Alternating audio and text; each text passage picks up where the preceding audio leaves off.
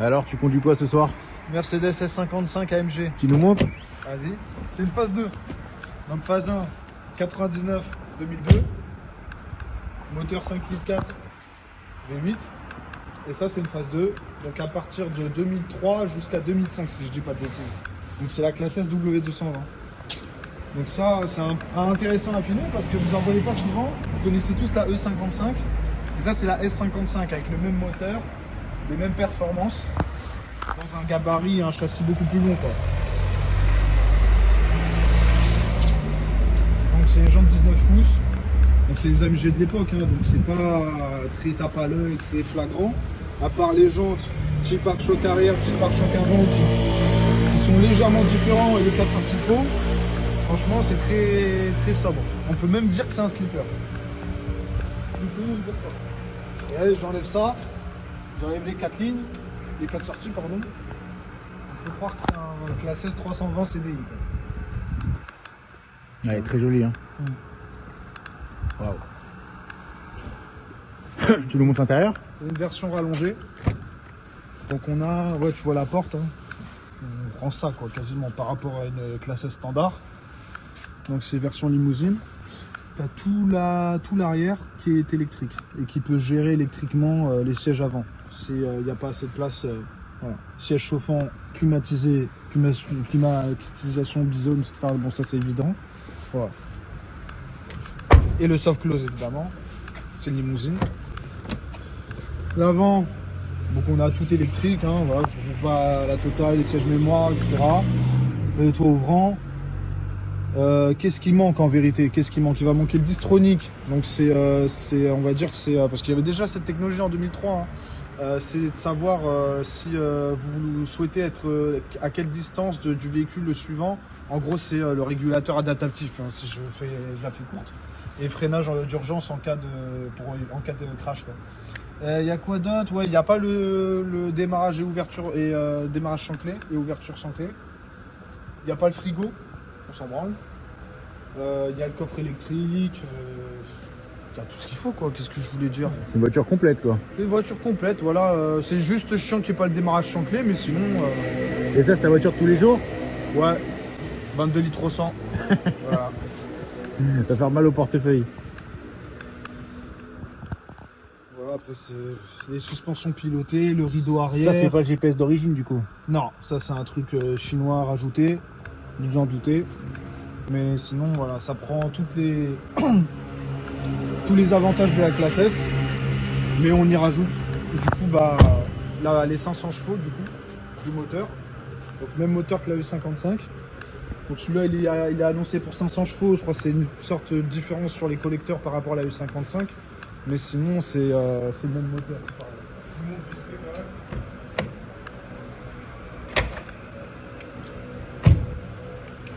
Donc moi j'ai eu la même en noir, mais merguez quoi, genre 180 000 km, repeinte de partout en Elle Allemagne. fait combien de kilomètres, ça? Combien de kilomètres? Celle-là, elle a même pas 97 000 km quoi. Enfin, un vrai moteur. Voilà, rien à voir. Donc 5 litres 4.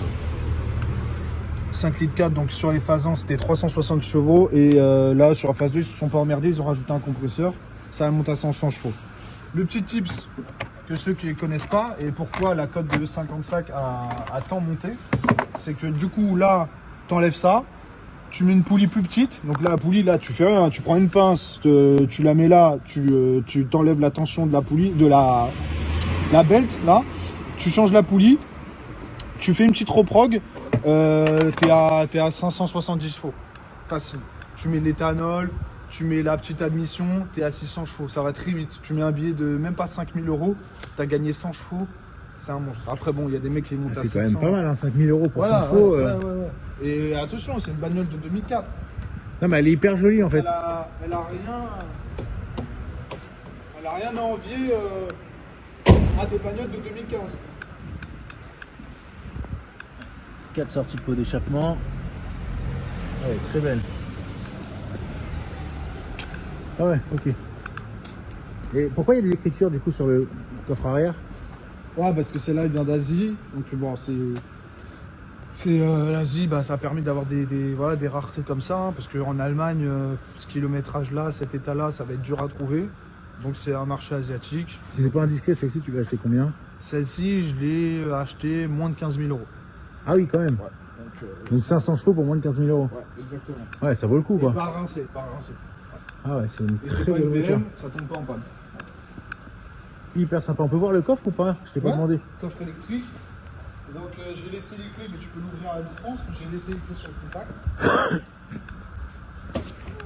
Voilà. Bon, c'est un classe S quoi, donc t'as un très grand coffre.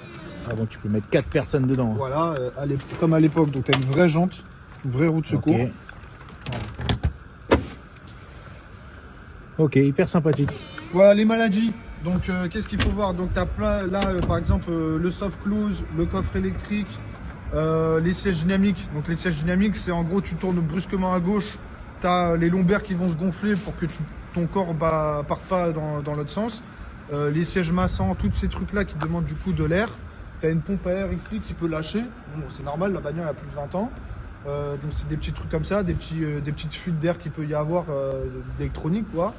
Et la grosse maladie, par contre, ça qui coûte cher et qu'il faut connaître, sinon tu vas chez Mercedes et tu te fais... voilà. Hein, c'est une suspension hydraulique. Donc là-dessus, en fait, c'est n'importe quoi. C'est une maison. En fait, c'est une maison. Tu as des canalisations, un réservoir hydraulique qui contient je sais pas combien de liquide hydraulique sous le capot.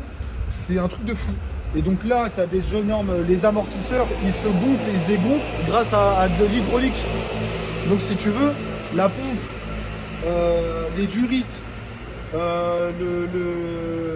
comment dire, t'as des petits boîtiers électroniques qui font les intermédiaires entre la pompe et les amortisseurs eux-mêmes, t'as une multitude de fuites qui peuvent arriver ici.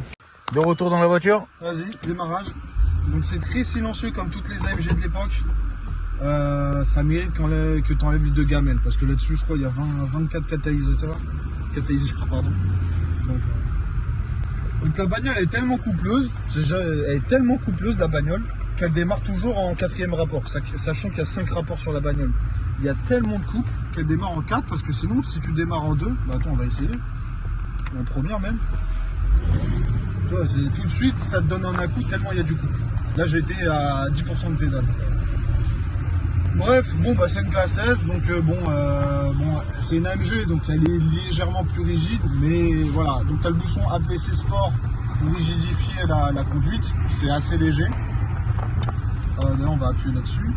Tu as donc 2 niveaux, ça c'est hydraulique, hein, c'est toutes les classes S qui l'ont. Sur les options qui ont l'ABC, tu peux monter de 2 positions, tu peux vraiment la mettre en mode 4x4.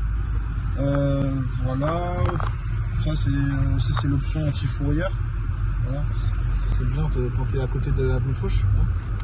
Voilà le rideau, les capteurs avant-arrière. Il y a une caméra de recul qui n'est pas d'origine, qui a été rajoutée. En même temps, Viens, on parle tout de suite du GPS peut-être parce qu'ils vont tous se poser la question pourquoi est-ce que tu as un GPS. Pourquoi il y a un truc de horrible là comme ça qui sort du tableau de bord. Je sais pas, c'est l'ancien propriétaire qui a mis ça. Après bon, il faut bien le Bluetooth à un moment donné. Donc bon. C'est vrai. Ah bon, ça c'est à remplacer, mais bon ça t'as compris, ça se module bien les vieilles consoles comme ça. Voilà, hein, sinon on est bien. Hein. On est bien, c'est super confortable.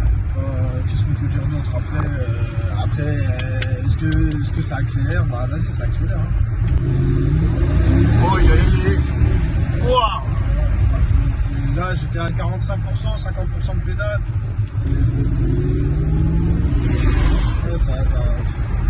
Et les freins, ça va. Bon là tout est neuf, donc ça va. Hein, mais les freins, filmé le compteur quand même. Ouais, mais c'est très lourd, donc il faut quand même anticiper. C'est pas fait pour faire la petite accélération, tout ça. C'est pas un C63, c'est fait pour des autoroutes.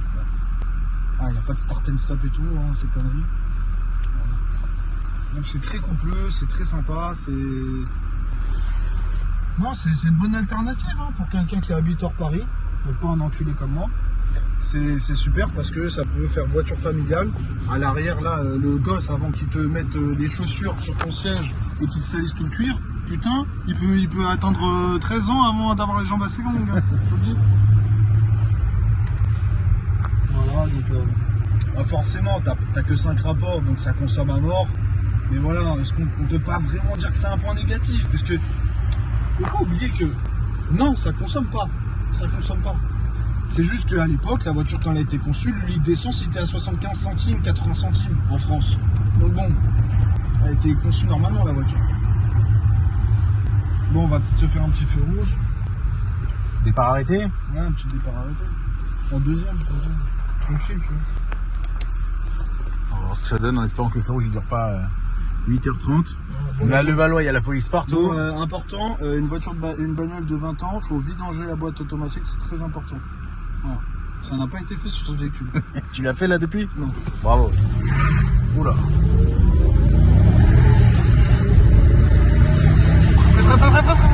Aïe aïe aïe aïe. Putain, mais ça fait bien, hein. Ah La ouais. noire que j'avais là, la gazmère, elle freinait pas comme ça, hein. Oh, t'arrives à Agnières-sur-Seine avant, avant de freiner, hein. Mais là, elle est très large, c'est impressionnant en fait quand elle accélère.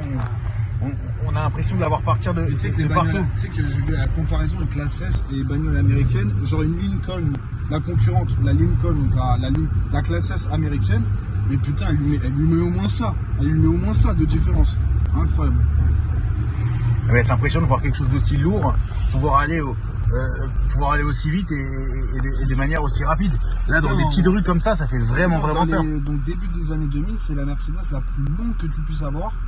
Voilà. Donc après, il y a classe S, donc c'est 55 AMG. Voilà, pour moi c'est la meilleure, la plus performante, celle qui, on va dire, la plus équilibrée. Alors tu as beaucoup plus puissant. Elle existe en 63 celle-là, non? 63 et 65 ou Non, dis tu as une le connerie? CL63, donc celle-là en coupé qui existe, super rare, un V12 6 litres 3. Personne connaît, je crois, il y a eu très peu de modèles. Ça, c'est un 63 ou un 65 en V12? Celle-ci, elle existe en 65, très rare. Ok. Donc V12 biturbo qui a été produit sur les deuxièmes générations après, sur les deux autres générations pardon d'après. V12 biturbo. Maintenant, c'est pas moi qui le dis, c'est les mécanos vraiment des ateliers Mercedes qui vous le diront. Arrêtez-vous au V8. Arrêtez-vous au V8. C'est bandant de fou d'avoir un V12 biturbo. C'est un truc de malade mental. C'est-à-dire, niveau motorisation, t'as pas plus haut. Après, c'est quoi la suite? Tu passes sur un W16. C'est le top du top. Maintenant, ces voitures-là, ce n'est pas une légende. Elles sont tout le temps à l'atelier. Et le moteur, il est à ça de ta carrosserie, de ton châssis, quoi. Donc, chaque intervention, c'est des sommes à 4-5 chiffres. C'est horrible. Donc, surtout que 65, tu as 612 chevaux. Voilà, 612 chevaux, c'est énorme. Mais celle-ci, avec quelques modifications, tout en gardant la fiabilité, parce que ça, c'est un moteur référence M113K. Donc, vous allez en Allemagne, dans les pays de l'Est, elles ont 350 000 km, même pas vidangées, elles roulent encore, elles ont leur puissance. Ouais, tu modifies un peu tout en gardant la fiabilité, tu les as tes 600 chevaux, ou 580 chevaux, c'est pareil. Donc pour moi, la meilleure, c'est la 55. Ok. La 50. Mais c'est anecdotique, hein. 65 c'est super rare. La 600 aussi, 600, donc pareil, phase 1, V12 Atmo, une catastrophe en fiabilité. Et phase 2, V12 biturbo, S600. Plus fiable, mais bon. Petite question, au niveau du bruit, toi, t'es satisfait ou pas? Elle est hyper Non, aseptisée, non. Donc là, aseptisée quand même. Je te mets un petit N, voilà. Attends, je vais voir de l'extérieur. Il y a du monde derrière ou pas? Ah, il y a du monde. Il y a du Attends, monde. mets-toi sur le côté Je vais là. me mettre plutôt là-bas, mais tu vas voir que c'est très, très feutré. Sachant que je monte à 4000 tours, hein, donc normalement je réveille tout le Valois-Perret, quoi. Alors attends, on va aller voir ça. J'avais ma ceinture. Parce qu'avec toi, il faut mettre sa ceinture. Tac, hop, on est dehors.